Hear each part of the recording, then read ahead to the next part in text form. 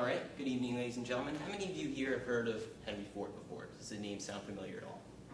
Okay, there was a quote that he had when I was taking an SAT practice class in senior year of high school, and it talked about was forgetting failures, forget past mistakes, and forget everything that you have to do now, and just do it.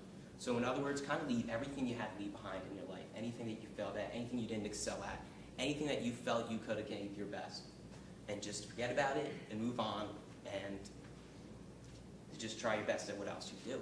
And when I went to community college, which was a couple years ago, I went for 2 years, and one of the main things I wanted to do, it was towards the end of the year, and I was graduating, and I wanted to become a commencement speaker. And at first it seemed like an idea that I wasn't really too sure at the time. It seemed more like a dream than anything else. I wasn't too sure of myself. But then I remembered that quote and what I really wanted to do. And that I knew that my failures in public speaking before, I could overcome them and do something like that. And the first process was writing the speech, and it was one of the most important things that I had to write for. I was never used to speaking in front of such a large audience before in my life. And also the process included an interview process where I would sit down and have to talk to 13 people at once and think on your feet like we do with the LI meetings every week, or every month rather.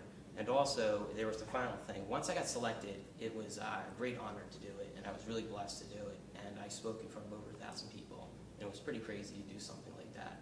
And just know that if you put the power to it, forget what you have to do, and just focus on the single task you have in mind, you can accomplish what you need to do.